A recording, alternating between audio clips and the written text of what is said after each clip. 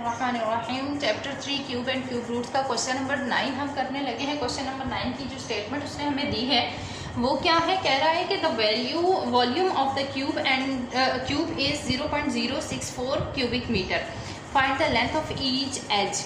यानी कि हमारे पास कोई क्यूब है और उसने हमें वॉल्यूम दे दिया है। वॉल्यूम की वैल्यू उसने कहा 0.064 क्यूबिक मीटर है। उसकी आपने लेंथ फाइंड करनी है, एक साइड एज, उसका एक एज फाइंड करना है। यानी कि हमें पता है कि क्यूब जो होता है वो स्फीयर से रिलेट करता है, उसकी लेंथ, ब्रेड्थ और हाइट सारी साइड्स जो हैं वो सेम होती हैं। अगर हम कोई भी एज फाइंड करते हैं मतलब कि हम उसकी सारी की सारी साइड्स ही फाइंड आउट कर लेंगे। हमें वॉल्यूम पता है किसके इक्वल होता है, L इंटू L, यानी कि length multiplied by length multiplied, या यूँ कहें length into breadth into height. तो चूँकि वो सारी सेम होती हैं इसलिए हम उनको L लिख लेते हैं। तो यहाँ क्या आ जाएगा हमारे पास L क्यूब, यहाँ पे B है, B की वैल्यू क्या है 0.064 is equals to L cube. हमने तो L फाइंड करना है, L क्यूब तो नहीं फाइंड आउट करना।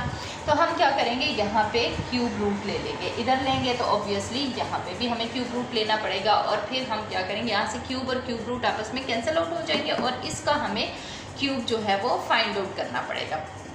0.064 है। अगर मैं इसको यहाँ पे करती हूँ 0.064, इसका अगर मैं पॉइंट ख़त्म करना चाहूँ तो यहाँ से पॉइंट के नीचे मेरे पास 1 आ जाएगा और आ जाएगा 1000। यानी कि मुझे फाइंड क्या करना है, 64/1000 का क्यूब रूट फाइंड आउट करना है। मैं 64 का करूँगी और 1000 का करूँगी और वैल्यूज़ को फिर मैं यहाँ पे अप्लाई कर दूँगी। या फिर ऐसे करते हैं कि हम यहाँ पे ये अप्लाई कर देते हैं 0.0 भी है इधर, ठीक है।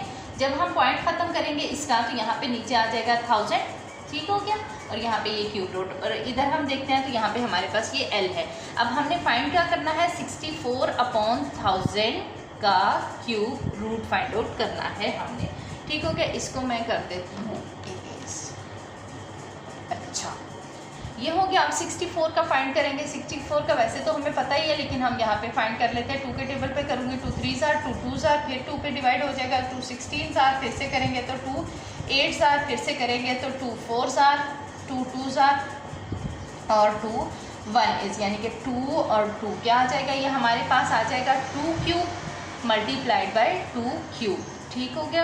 ऊपर वाला जो हमारा 64 था उसके पास हमारे पास ये वैल्यू आ जाएगी। नीचे हमारे पास है 1000। वैसे तो हमें पता है कि ये 10 का क्यूब ही होता है, लेकिन यहाँ पे मैं आपके लिए एक दफ़ा इसको फिर से कर देती हूँ। देखिए 1000 है हमारे पास। 1000 के लिए जब हम सॉल्व करेंगे 2 के टेबल पे 2 5s are 10, 2 0 is, 2 0 is, फिर से 2 पे चला जाएगा 2 2s are 4, 2 5s are 10, 2 0 is, फिर से 2 पे डिवाइड हो जाएगा 2 1 is, 2 2s are, 2 5s are, फिर से देखिए अब किस पे चला जाएगा, ये 5 के टेबल पे 5 25s are, 5s are और 5 1 is, ठीक हो गया। यानी कि ये 2 क्यूब और 5 क्यूब के इक्वल आ गए। यहाँ से हम देखें 2 क्यूब मल्टीप्लाइड बाय 5 क्यूब हमारे पास वैल्यू आ गई है और इसके ऊपर भी हमारे पास क्यूब रूट है। क्यूब रूट चाहे इकट्ठा दोनों के ऊपर डाल दें चाहे सेपरेट कर दें, दोनों तरह से ही ठीक है। क्यूब और क्यूब रूट आपस में कैंसिल आउट हो जाएंगे तो वैल्यू क्या बचेगी, ऊपर आ जाएगा आपके पास 2 मल्टीप्लाइड बाय 2 और नीचे जब देखते हैं तो आ जाएगा 2 मल्टीप्लाइड बाय 5। 2 और 2 हमारे कैंसिल आउट हो जाएंगे। बाकी हमारे पास जो वैल्यू बचेगी वो क्या हो जाएगी, 2/5।